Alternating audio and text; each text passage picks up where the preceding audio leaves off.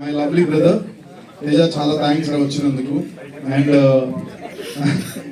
Gautam so much, thank you so much, love you. And Ashwini, thank you so much. And Bole వచ్చారు, బోలే వెళ్ళిపోయాడు. చాలా thanks. ఎవరైనా miss అయ్యానా? Okay. And ఇప్పుడు సినిమా గురించి అండి, ఒక 2 నిమిషాలు సినిమా గురించి మాట్లాడాలనుకుంటున్నా.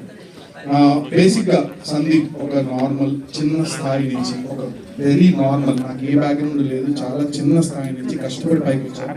మీ అందరికీ తెలుసు, సినిమా ఇండస్ట్రీలో ఒక సినిమా చేసి ఆ సినిమా రిలీజ్ అయ్యి మళ్ళీ ఇంకో సినిమా చేయడం అనేది చాలా పెద్ద విషయం. అలాంటి నాకు ఈ అవకాశం ఇచ్చిన డైరెక్టర్ రామకృష్ణ గారికి చాలా చాలా థ్యాంక్స్. అండ్ అలాగే నా ఫస్ట్ డైరెక్టర్, నా first movie love you too director Yogi, please come here. Yogi కూడా చాలా చాలా థ్యాంక్స్. నేను ఎప్పుడు వీళ్ళిద్దరికి రుణపడి ఉంటాను. అలాగే ఫ్యూచర్లో కూడా ఇంకో మూవీ కూడా చేశాను, అది కూడా రిలీజ్కి రాబోతుంది వితిన్ 15 daysలో. అది కన్నడ బైలింగ్వల్ చేశాను. అండ్ ఎస్పెషల్లీ ఏ బ్యాక్గ్రౌండ్ ఏవి లేకుండా జస్ట్ ఒక నార్మల్గా వచ్చిన వ్యక్తి సందీప్. అండ్ అలా అంచులంచుగా కష్టాన్ని మాత్రమే నమ్ముకున్నాను. అఫ్కోర్స్ సోషల్ మీడియా కానీ యూట్యూబ్ కానీ అండ్ నా విజయం వెనకాల నా భార్య కృషి కానీ నాకు చాలా ఉంది. Jyothi, love you so much, thank you and love you so much.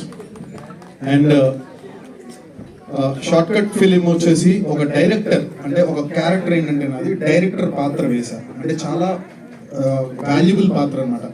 So ఈ క్యారెక్టర్ చాలా కష్టపడుతూ సినిమా తీయాలి అని ఒక తపనతో తిరుగుతూ ఉంటాడు.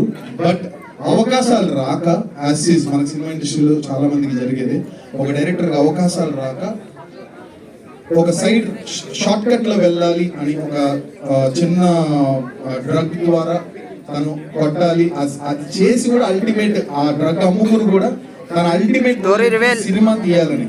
సో అది ఎలాగా తీసాడా, సినిమా తీయలేదా అనేది క్వశ్చన్ మార్క్. అది సినిమా కంటెంట్.